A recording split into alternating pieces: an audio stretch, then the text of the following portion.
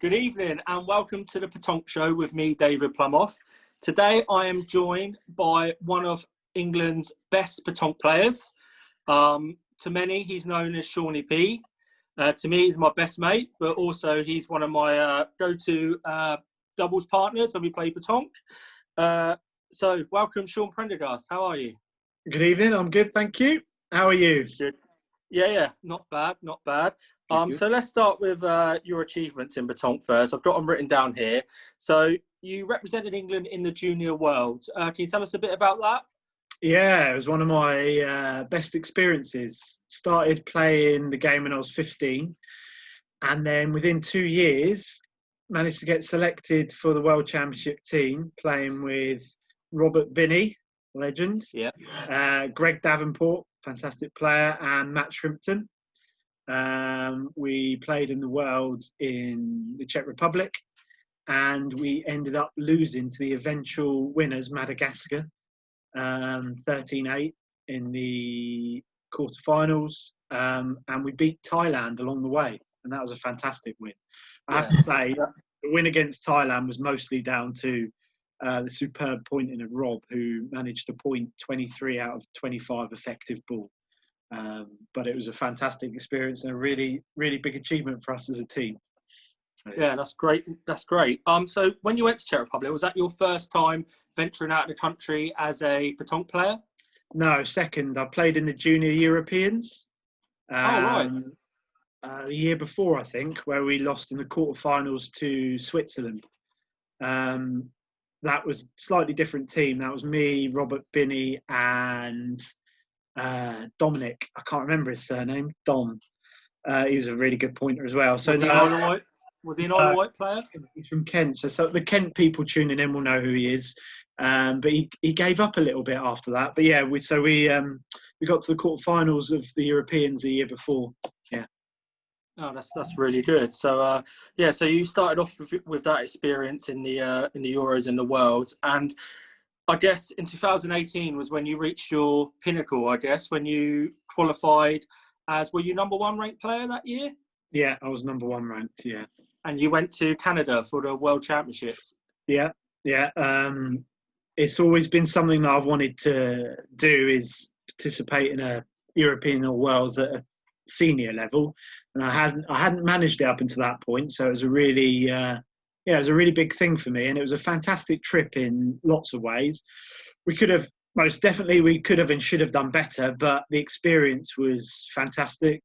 And yeah, it's given me the appetite to definitely want to do it again, for sure. Do you think the disparity between the juniors and the adult, like Worlds or Euros qualification, is unfair? Do you think, because when people talk about, have you ever played in a Worlds or a Euros, it's, if someone says, yeah, I played in the juniors, it's almost dismissed as, well, so what? It's all about the adult game. What's your thoughts on that? Oh, that is a good question. I think probably, I would say it's possibly a bit more like that these days. Back then, it wasn't so much the case. There was a large chunk of juniors, not only in this country, but also abroad, who were of a fantastic level. Many of them you'll see now playing in the men's game. So it's hard for me to say because I'm not directly involved in the junior game now, but I always get the feeling that the level of play, the juniors back in my day, if you like, was particularly strong. And that's not to say it's not now, because of some of the junior games I've been watching, they are still very good level. But I do feel as though back when I was a junior, there was a lot of fantastic teams. But that's just my view. Is that more to do the amount of players rather than the level that they were at, or do you think the level was higher as well? Bit of both. I mean, there was in our country there was lots of fantastic juniors who played at a very high level. You had obviously the players I've mentioned, but you had Jeremy Huntley, you had yourself, you had up and coming juniors like Jack, and for example, who were a little bit younger, but you had a lot of top juniors who were playing at the top of their game. Dean Seville, another example. So in our country, the quantity was large, but also I felt that abroad. For example, when we played Thailand, and we did manage to win, but their shooter carried virtually every single ball he went for and hit 23 out of 25. Now, that's not to say that doesn't happen now, but when I was watching many of the games and also the games I was involved in, that was something that was happening on a regular basis. When we played Madagascar, they were phenomenal. I haven't seen many adult teams in this day and age that would match that Madagascar junior team that I played against back then. That's just reality. So, yeah, I do feel as though the junior game was a lot stronger. It's still strong now, but I do feel it was a lot stronger back then, perhaps, than it is now. And that means that, sadly, I think the junior game does, to a certain extent, get passed by a little bit more than it should, because I think there are some fantastic juniors all across the countries who will go on to be very, very good players. And actually, the reality is, without the junior game existing, we're going to struggle to exist as a sport. So we need to give it a lot more kudos than perhaps it does get. And I mean generally throughout both our country, Europe, and worldwide. But I think in this country we have some fantastic people, Tony, for example, who really push the junior game forward, and long may that continue. Yeah, absolutely agree with that. Okay, keeping on the topic of then and now, why did you not qualify as an adult 10 years ago, but you qualified in 2018? Do you think the game is easier now or harder then? What's your views on that? Ooh. I know. I've had a lot of discussions with Barry Wing about this and other players or legends of the game from 20, 30 years ago. But what's your thoughts on it?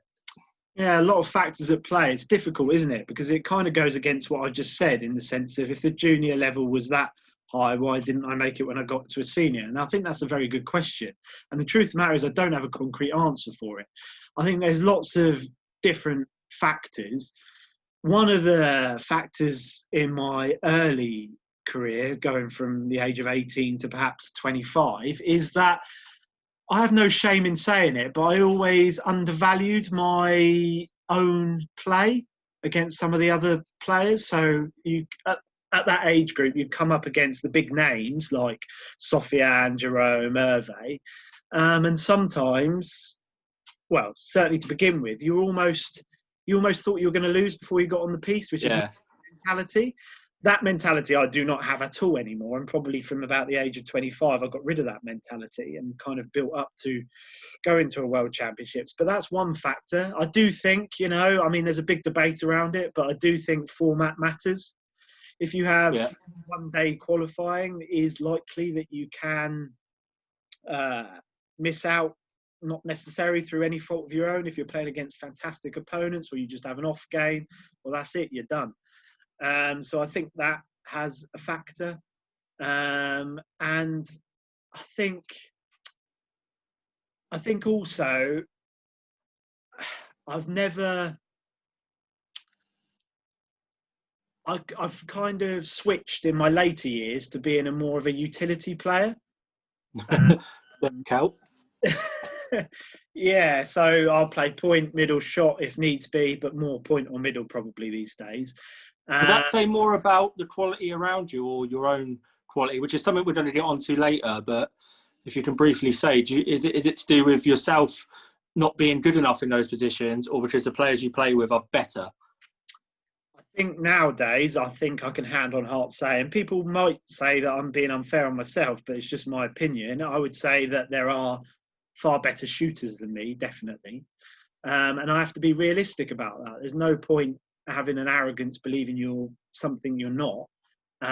So I am realistic in knowing that there are shooters better than me. So you have to adapt your game. And my favourite position is middle in the triples. And if I'm playing with someone like yourself or Sofiane or Jack, people that can hit a lot of ball consistently, then I would quite like to play point, because I know that I've got someone who's going to be banging ball for fun, basically. Yeah. So I think that's a part of it. And I think a lot of that is about being realistic about your own abilities, but also about the abilities of others. I think that's a huge part of that. And also, if you want to win games, you've got to be playing in your best positions with the best players in the right positions. Because I know, for experience over the years, I've played with people that, are more like, oh no, I have to play in this position because I feel I'm the best, even though really, realistically, they're better in another position, and then they wonder why they haven't won or why they're not winning things. And I think that's something that you're right there. So yeah. Anyway, moving on. A couple of other achievements you've had in your career. In 2012, you won the national doubles. That was with me. So you haven't won it since. So, let's. Nor have I, to be honest. So maybe we need to play together. You've also won the singles twice, 2016 and 17. Is that correct? It's what I'm getting off the Petanque England website here. You've won the Champion of Champions triples twice, 2005 and 16. So a nice 11-year gap there. And you've won the Champion of Champions doubles 3 times. On the Petanque England website, it said you'd only won it twice, because it said that Matt and Phil won it the year you and Kai won it. So I don't know if you want to, say anything about that. Well, they need to get it changed, don't they? Yeah, they just don't like you, mate. That's what's, you only did it 1 like on this video.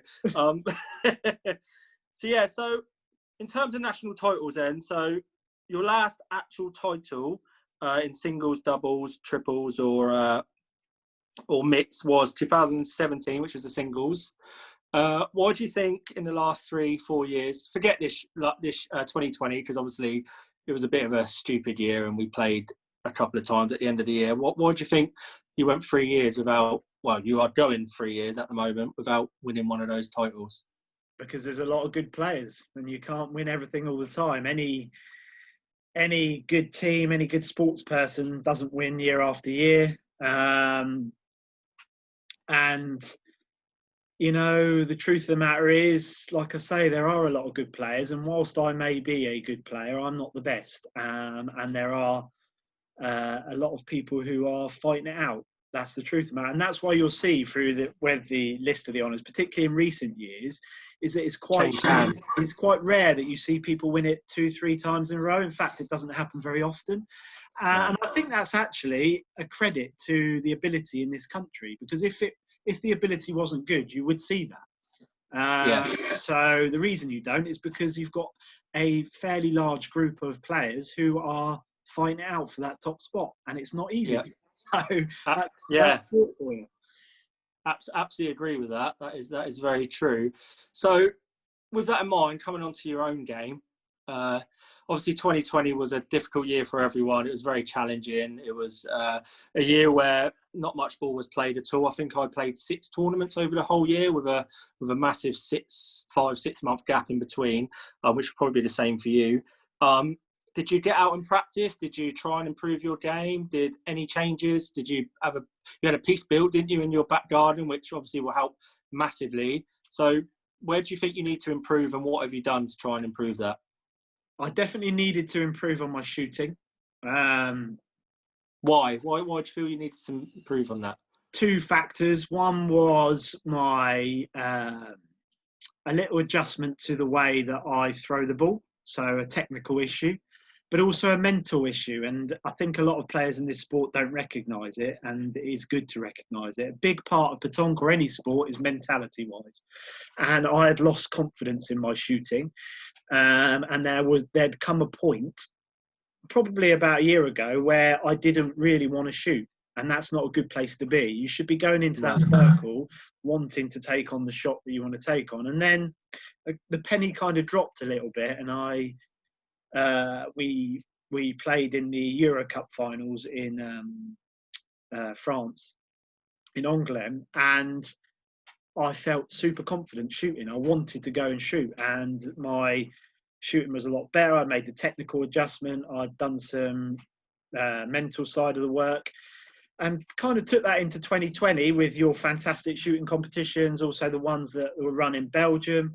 And I used that, got a piece built in my back garden, and have kind of rolled on from there, really. Still work to be done in all areas of my game, and I will do that when I can. Unfortunately, weather permitting, because my poor Reynards in my hands and toes does make life difficult over the winter months. But when spring and summer comes, I will be working on those things, because when you go out and practice, it's no good just throwing ball. You do need to have some sort of. That's why shooting competitions are good, because it's quite structured and you have to focus your mind. You do have And to. it's competitive. Yeah, it's competitive. So you do have to have practice that's worth it. And that's another good thing about having the piece in my garden, because obviously people come round and you're playing some competitive games. So if anyone wants to try it out, come along. It's a good piece. It's a good piece. It really is a good piece, actually. I really enjoy playing on it. I think that was the biggest thing with myself, actually. I think one thing that I changed about myself in 2020 when the pandemic hit is I really put in practice that was like proper practice rather than just throwing a few ball and getting bored within 20 minutes. I really set myself goals and challenges, improved on my technique, and like you say, it really, if you put in the right practice, it really does make a difference. Definitely.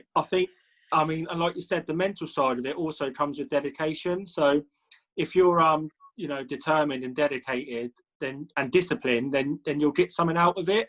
I think motivation is is a temporary thing. Like motivating yourself to go do something is 20% of it, and the rest of it is having discipline to go and do it. And I think that's something that I think you've really improved on, that, especially having a terrain in your garden. I remember giving you calls and texting you, and you're like, "Oh, I'm in my garden practicing." Then you show me your new technique and stuff, and things like that will have a positive, will be positive on your game anyway, because you're feeling positive about it. So that way your confidence will come back. Yeah. So yeah, it's really good that you've decided to recognise because that's another thing. Not many people recognise their faults and want to do anything about it, but you recognised it and you did something about it. The only way you'll ever move forward in any sport, very much so in baton, because it's a massively mental game, is if you do recognise your weaknesses and strengths, and build on your strengths and improve your weaknesses.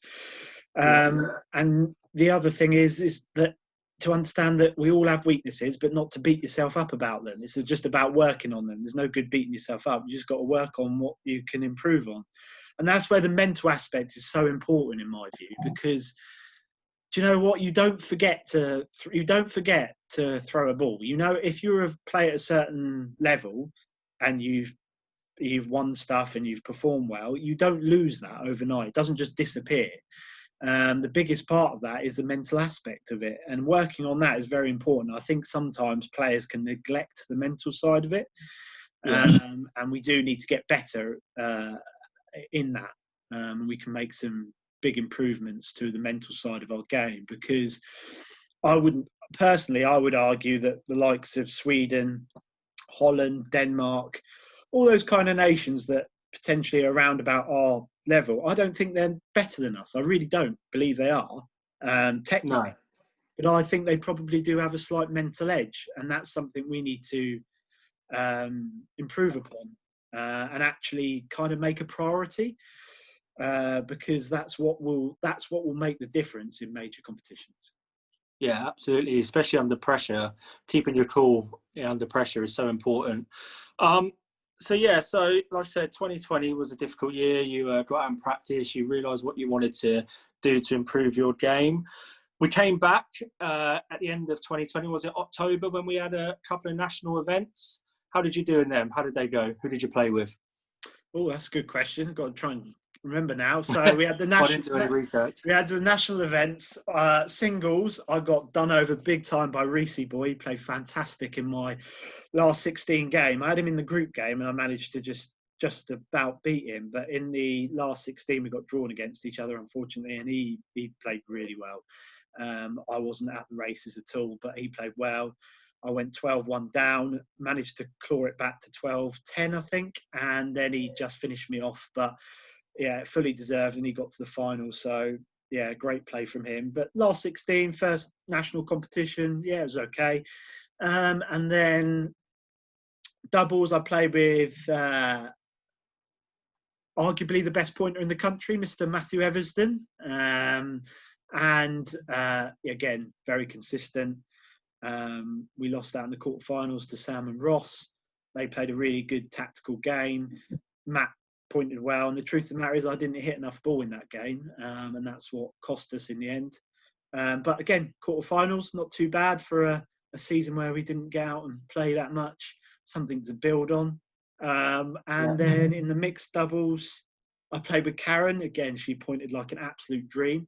Unfortunately, we lost out in the last 16 to Sof and Kim. And Sofiane, I think he hit every ball bar one, and probably 80% of them were carrows. So me and Karen didn't play that badly, but he was just on one of those games. And sometimes you just got to hold your hands up, haven't you, and say, fair play. So, yeah. Fantastic, really well run by Petonk England, fantastically run, and I hope we get to play some more of that types of competition next year. Fingers crossed. Well, it's due to the national events due to begin in April, so hopefully it'll once the vaccine gets rolled out, we can get back to play, and then we can plan our year ahead. So great. So in sorry, I'm losing my track here. Hold on. I've got a load of questions here, but it's trying to integrate them properly. So, because of the 2020 restrictions and the way COVID has dealt a massive blow to not just Petonk but society in general, has your outlook changed on the game? Do you feel like you want to play more? Do you feel like there's bigger things to worry about, or has it really burnt your desire to want to get out and play has changed? You really want to get out there and get on the piste? That's a really, really good question. Obviously, you've got your little girl now as well. Yeah, that's a massive, massive impact. I wouldn't say actually COVID has changed much. Perhaps it has made me realise how much I love the game, because we haven't been able to play it for about a year. Definitely me. But I've always kind of known. The truth is, I'm quite addicted to Petonk, and I think the biggest impact for me playing next year is having a family and a little one. So my time is not going to be, I'm not going to be able to put in as much time to the sport as I would perhaps like. But I get to spend quality time with my little daughter. So, that's just the way it is. And that's reality. I will not be able to play as much as I want, but I will still try and play as many competitions as I possibly can, as long as Joe doesn't beat me up. It's finding that balance, isn't it, between the tournaments that matter most to you or matter most to developing the game and getting into an England squad or something like that, and then spending the rest of the time with your family and doing your dad duties. Yeah, and I mean, maybe you're going to ask me this question, but I'm going to bring it up now. And this is where, I don't think it's too controversial to say, and well, tough if it is, but this is where I do think that we need to be a bit more understanding that it's an amateur sport. Yeah. And there does need to be a big understanding of that, because the argument is, if you want to represent your country, you have to put the time, effort and commitment in. And of course, that's true. Of course it is with any sport. If you want to play at the highest level, that's right. But ultimately, there still needs to be an understanding that we don't get paid to play this. We play it for the love of it. We travel places, spend a relatively big amount of money. Of course, not like other sports, but still, we're traveling, petrol money and everything that comes with it. And there does need to be a greater understanding of that, because should somebody who has a family, like myself, like probably a lot of Petonk players, should they be restricted from being able to represent their country? Now, I would strongly argue no. And that's where, and perhaps we'll come on to that or perhaps we won't, but that's where, in my view, format, in terms of the ability to be able to represent your country, really matters. Because if you have, for example, selection, then it kind of rules me out of being selected. It kind of rules your likes of Matt Eversden out, because he's a fantastic pointer, but he has a family. I would say most Petonk players have families or other commitments, and that's because we play an amateur sport. And that there does need to be a greater understanding around. Yeah, I do agree with that. Obviously, for myself, it's a little bit different because I don't have a family. Not what I mean by family, like an immediate family with kids and stuff. I have my dog, but I don't need to be home for him every day. But yeah, I do agree with that. I was going to get on to well, we can go on to that now. Actually, I was going to talk about the rankings for 2021. Obviously, there doesn't seem to be a massive change. It looks like there's 6 events, 3 triples, 2 doubles, 1 singles. They haven't said how it's going to work yet, in terms of points. They said there's going to be points available, like a national points league. So it'd be gold, silver, bronze, which I think is a good incentive, because it means that if you get knocked out of the gold or you're in the bronze or silver, you've still got something to play for and something to achieve, rather than thinking, well, I've got nothing to play for here, so I just not bother and go home. I think that gives people, something to play for. So what's your views on them? Yeah, I totally agree with that. My view is, and obviously it's one of those where not everyone's going to agree, but I do believe that having other competitions like gold, silver and bronze is really positive, because there's a big reason for this. And you'll have players who are on the cusp who want to play in these events, and by playing in them can enhance their game. But if you don't give them the incentive to do so, then they're likely to say, well, what's the point? And that's not good, because all you're doing is you're narrowing down the pool of players, whereas you should be trying to build it up. Because I would argue there are a lot of players who are on that cusp of breaking into the elite, if you like, and we should be trying to enhance that as much as possible. I'm also a big fan of rankings. I think rankings make sense. It rewards consistency, but you still have to show a level of commitment, so it's not a one-day qualifier. And it removes, well, if it's done properly, it removes selection as well. And it's no surprise to anyone. I will argue till I'm blue in the face. I am passionately against selection. And again, people will disagree with me. That's absolutely fine. But I personally am passionately against selection for many reasons that if anyone wants to be bored by them, I'm happy to tell them. But I don't think another day. I don't think it achieves what we're looking to achieve, and that is ultimately to perform on the biggest stage. And I think results prove that. It's not to say things have got worse; they haven't, but they've more or less stayed the same. And we should be encouraging as many people as possible to qualify on merit.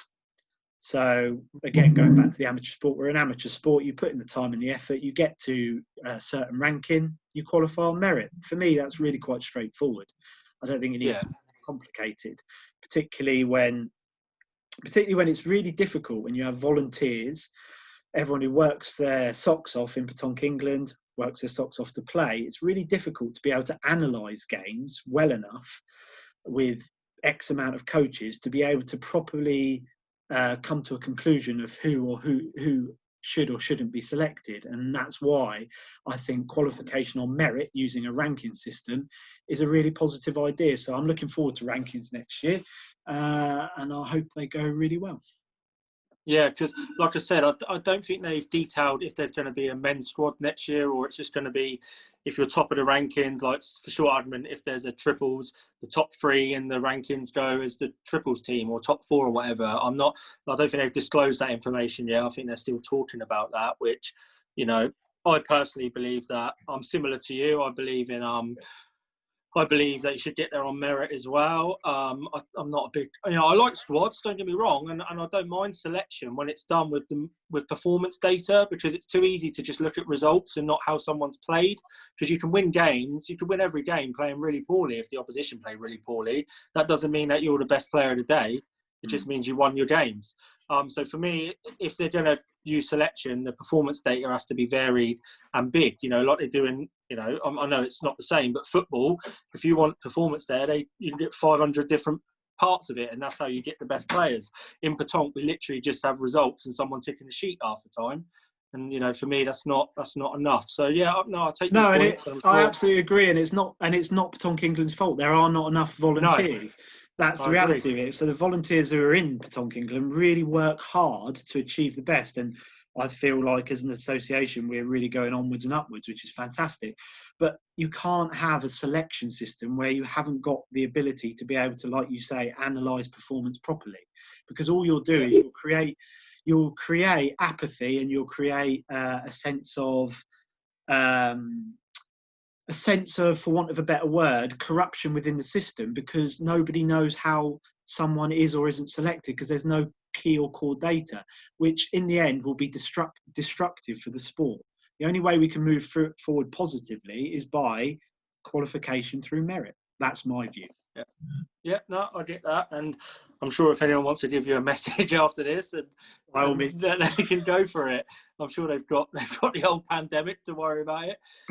So yeah, that's good. Well, obviously, with the new ranking system that they're looking to propose, I guess that comes with the induction of Clive De Silva as the new president. I mean, when I read his manifesto, for a better word, it was really exciting, really positive. He comes from a very sporting background through his tennis.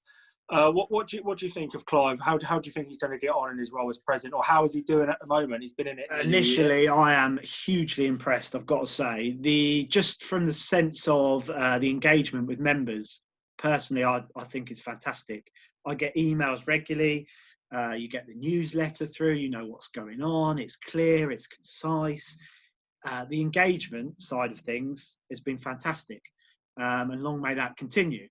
I think Clive's appointment is really, really positive for the game. He's a very approachable man. I think he will be open to compromise, which again is really positive.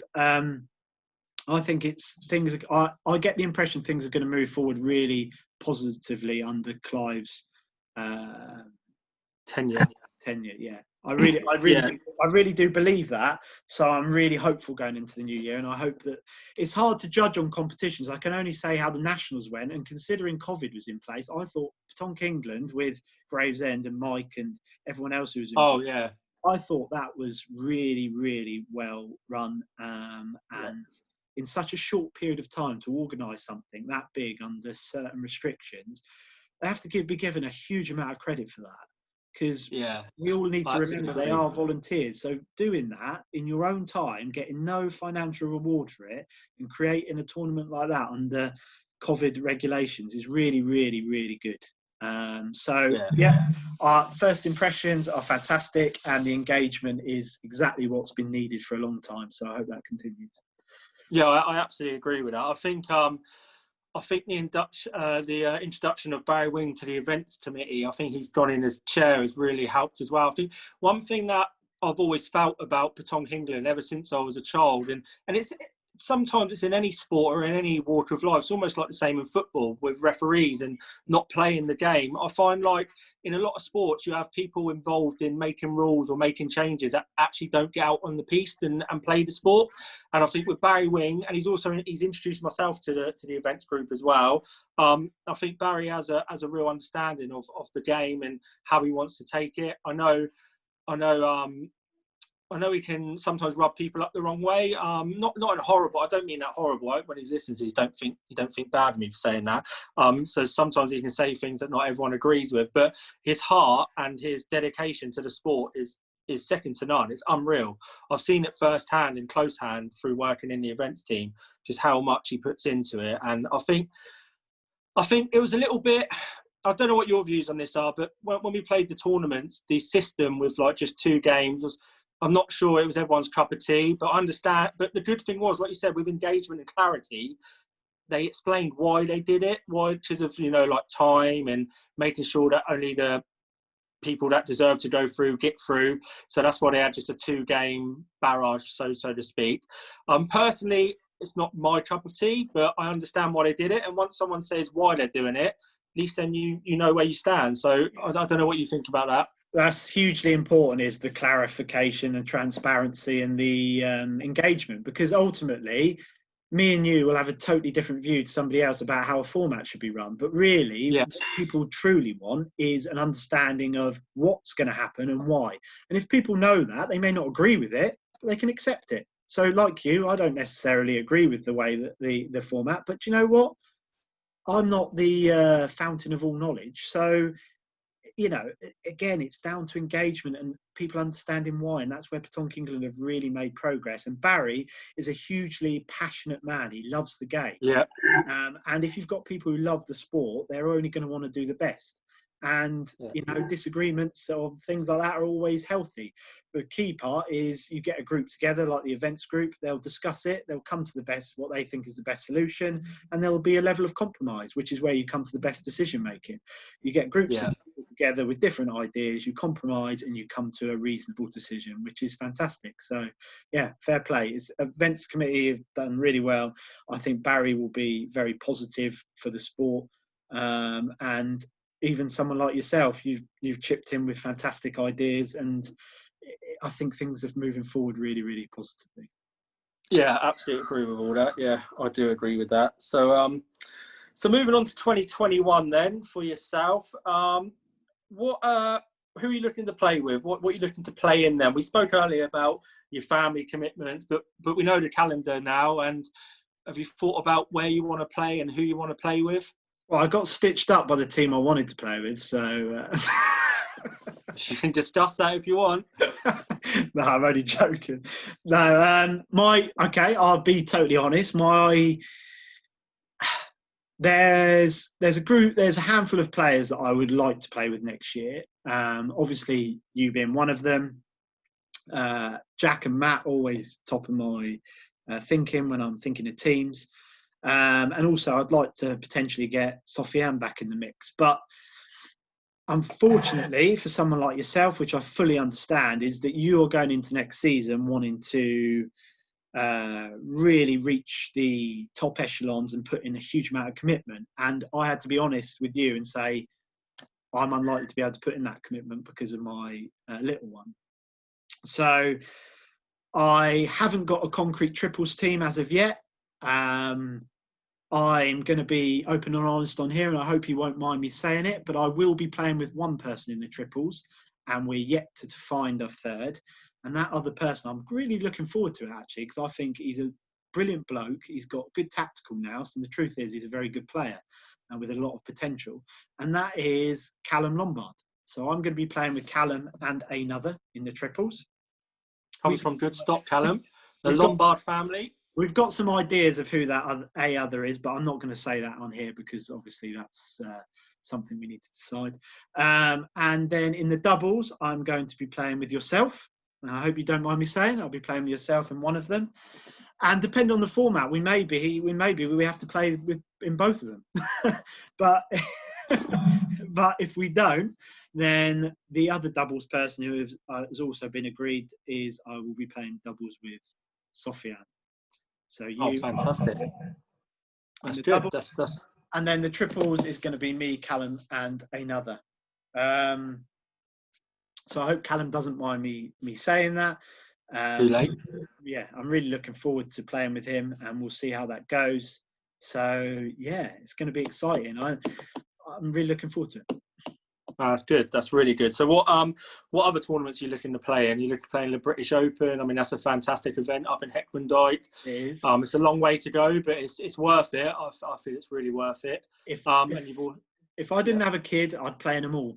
That's the truth. Joe probably won't like me saying that, but I probably would. But I have, so I have to be selective.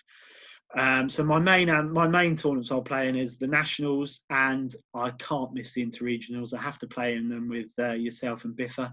So we will be playing the interregionals, and then I haven't made any decisions on what else I might play. The key things I'll be playing are the national qualifiers and the interregionals, and then we'll see what happens with the rest. You love Euro Cup, though, don't you? So that's something that you. How could I forget Euro Cup? Of course, Euro Cup, of course. Absolutely, it's my favourite competition of the year, so I would not miss that for the world. I absolutely love Euro Cup; it's my favourite. Playing for Bulldog Town is just, I get more of an adrenaline rush and a kick out of playing for Bulldog Town than I do in any other competition. Absolutely love it. Yeah, I have to echo that because obviously I came into the team 2019, and I wasn't 100% sure of just how you said to me before how great it is when you qualify. You know, let's not get ahead of ourselves. Still got to qualify for the as the best English team. But when you do that, the togetherness, it's just unbelievable. And when you're traveling, I think that's the same with I think that's something I missed the most in 2020 is the traveling. I mean, it's not just about getting to the venue and playing. It's the camaraderie and the fun of just traveling there. As stupid as it may sound, because it's a means to an end at the end of the day. But when you're on that train or boat or plane or ferry or whatever, it's just so fun. And when you're doing it as a squad of 12, 13 in Euro Cup, it's just fantastic, isn't it? It really is.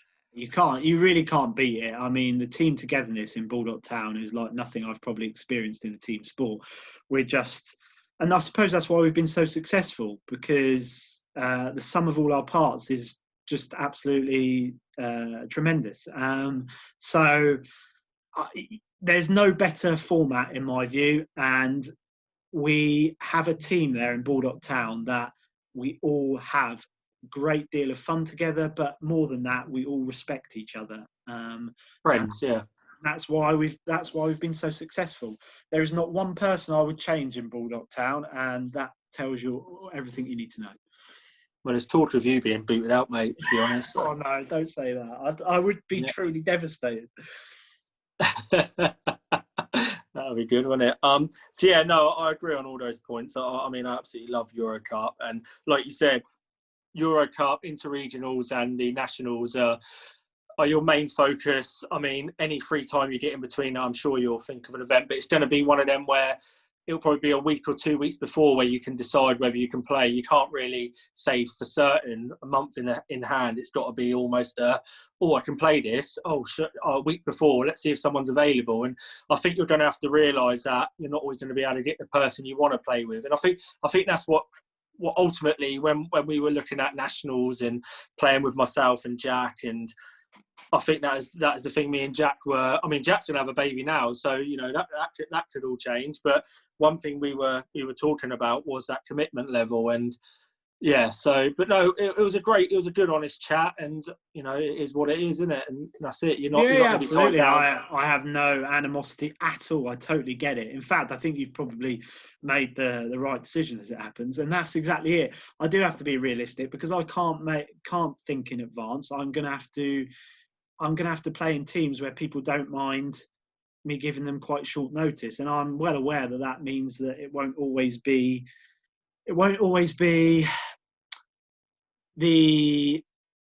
most favourite players to necessarily play with, but it will probably mean that I'll develop a team or teams that could potentially progress in the future. So it's not necessarily a bad thing. So we'll see how it goes.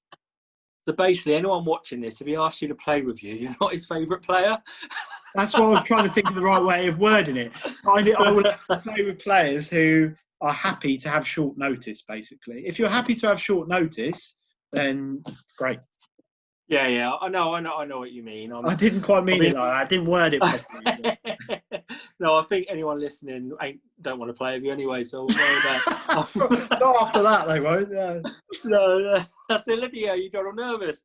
No, that's good. And so we're coming to the end now of this special podcast, the first one we've ever done face to face. It took us ages to try and find out how to record it, which was literally, we were like Laurel and Hardy for about half an hour. It was absolutely ridiculous, anyone watching this. So let's have a few, we have New Year's resolutions personally, but let's have a few New Year's predictions, shall we? I love a prediction. I love a little gamble. I love a little bet. Let's ask you, come on, Em. So you got to put your head above the parapet here, and you got to tell me who you think is going to be the number one. If there's a rankings, who's going to finish number one in the rankings? God, that's so difficult. Come on. I will make one prediction for you. I will get lucky more than 3 times in 2021. Oh, God, everyone's thinking that watching this anyway. They're going, that's that lucky Petanque player with a bald head. That's what you'll say. Okay. Who do I think? No, let's change the question. Okay. Who are the 3 players in 2021 that you think people should look out for who are going to have a great season? Okay, so I'll leave my team and why? side. Okay, so I think that the team to look out for next season is. Can I say team? Okay, players. Wow. Players. All right, players. Okay, players. No, players. So from a shooting perspective, I think that yourself and Sofiane, I think, will be leading the way in that sense. I think that you have a real opportunity to represent your country next year. So good luck to you on that one. Again, I always go for my favourite pointer, Matt Eversden. If he plays as much as I think he's intending to next year, I think he's going to be very difficult to beat for that pointing spot. And then the other 2 players I would say will be in the hunt There are many more though. There's names going into my head as I'm saying it. So Absolutely agree with that. yeah, but I'm going to go with Jack and Scott. I think Scott is hugely consistent. Jack has a bit of a wow factor when he's on it, I have to say. He can carry a ball for fun. Then you've got Mr. Consistent Scott. But you know what? Let's not forget the players in the squad system as well, because they're going to be chomping at the bit to wanting to retain their positions. So they're going to be pretty strong as well. Likes of Jay, Rowley, Reece, Sam, Dean. There's going to be Ross, who I absolutely love playing with, gritty and grindy player, fantastic. It's going to be really, really interesting. I think there's going to be players that I've mentioned, but there's also going to be 4 or 5 teams that can beat each other. And that means that the points, ranking-wise, are going to be really close, I reckon. Let's put it this way, there's not going to be a lot in it next year, I don't think. Let's see if I'm wrong. No. I don't think there'll be a lot in it. There will not be a lot in it. From about position 1 to about position 8, you'll see that the points difference will be really small. Really small. Absolutely. No, I don't disagree with any of that. I mean, that's your opinion. Is there anyone that you can think of that, you know, a couple of players that you believe can really step up this year who maybe don't get the opportunity? Players I'm thinking about, maybe like someone like Dean Webb, you know, someone who plays a lot with his dad, but he's obviously got the ability. We've seen it so many times, but sometimes players like Dean just need to step out of their comfort zone a little bit. And yeah, all players need to step out of their comfort zone. Dean and his dad are a fantastic double. Paul's a great pointer, but the reality is, if you want to go that step further in your game for any player, whether it's Dean or anyone else, you do need to be able to come out of your comfort zone. You have to do that. Otherwise, you'll just stay still. So Dean's a fantastic shooter. He does need to come out of his comfort zone. You've got Callum. I think Callum could make it as a top pointer. You've got Josh Tombleson, who I was very impressed with over 2020 doing the shooting and also in the competitions that we did manage to play. He was fantastic. So for me, those 3 are going to be making an impression next season. Yeah, just on the subject of Josh, you know, he plays on the Isle of Wight, and as you can probably verify, it can become a little bit samey and a little bit, you know, I don't want to say easy because there's some good players on the Isle of Wight, but the pool of when you're not on mainland, so everything is a ferry or a drive away. You get into that comfort zone. And I think it's really great that he's decided to come out of it. And like he was playing with Dean Ashby in the tournament I did in Southampton, they got to the final. And I think that's similar to Dean Webb. I think Josh coming out of his comfort zone to play with other players is something that Dean probably needs to do. Yeah, exactly. How do you break the comfort zone? For Dean, it's about playing with other players, mixing it up a bit. And for Josh, it was about escaping the Isle of Wight because, like you say, Isle of Wight's got good players. But if you want to get to the top of your game, you need to be able to play against the top players more or less week in, week out. So fair play to Josh. And let's be honest, in the 2 competitions he played in, he was showing some real promise. Yeah, absolutely. I agree with that. Yeah. The more and more he does that, the better he'll get. And that's really promising because he's also got a really good attitude. And to get anywhere in Pétanque, you need to have a good attitude and a good mentality. So, yeah. Yeah, I think Dean Ashby's the same. I've always been impressed with Dean. He's so passionate about the game and he puts a lot of effort into it. And I've felt like if COVID didn't happen, he was going to have a very big year. I felt like he pointed really well in all the tournaments that I played in and watched him and played against him. And I think COVID didn't do him any favours. Like I think he would have had a really big year. But saying that, he's got out and practice. He's really put in a lot of effort with his shooting. So, you know, 2020 hasn't had for some people, it's had a real positive effect on them, like myself. So, yeah, hopefully in 2021 we can see these players competing at the top again and achieving their goals as the dog jumps over my back. Yeah. He's been asleep the whole time. But yeah, anyway, so we are coming to the end now of the podcast. I really appreciate you talking to me today, Sean. It's been really insightful. I think we can all learn from you, especially your mental strength, your winning mentality. I think there's not many. Well, people have winning mentality because they win things, but I think for yourself, someone that never gives up, I think we can all take something from you in terms of that. I've seen you in games where you're getting absolutely battered and you're losing games heavily, but you come off the piece, everyone's expecting you to have lost and you win. And I think that is a really good trait to have. It'd be nice for one day to talk to you about the mental side of your game, and maybe it can help other players improve their mental side, because I know you read books on it and you've really done a lot to improve that side of your game. So so it was really interesting talking to you. Hopefully I can do another one of these with someone else, so that'll be really good. Now we've learned how to record. Yeah, no, anything you want to sign off with? Yeah, no, I think you should do more of these. They're good. It'd be interesting to see what other players think as well. But on the mental side of things, just to say, you've got to remember, Petanque is played to 13. So until they get to that 13th point, it's game on. It is as simple as that. And people need to remember that more. Because you remember when we played at the Home Nations against Jersey and we were 12-1 down. And I turned around to you and I said, all we need to do is up our game by 5-10% and we're still in this. And we won 13-12. So you have to always believe it, because if you don't believe it, what's the point? You may as well not bother playing. So can you just explain to the viewers that I was actually playing well in that game? Oh yeah, you were. To be fair, he was playing on his own. He was playing singles. Me and Graham were absolutely shocking. But you were not convinced we could win that. You were not convinced. No, I was watching you two and I was like, we ain't going to win this. And I said, look, mate, if we just pull our finger out a little bit and up this game, we can still win it. And that's what you've always got to believe, because if you don't, there is literally no point playing the game, because you're not always going to have it your way. You're not going to win every game 13-0. You're not going to go 9-0 up in every game. Some games you're going to go down. You're going to be up against it, and you need to show a bit of grit and determination. Otherwise, you're not going to achieve what you can achieve.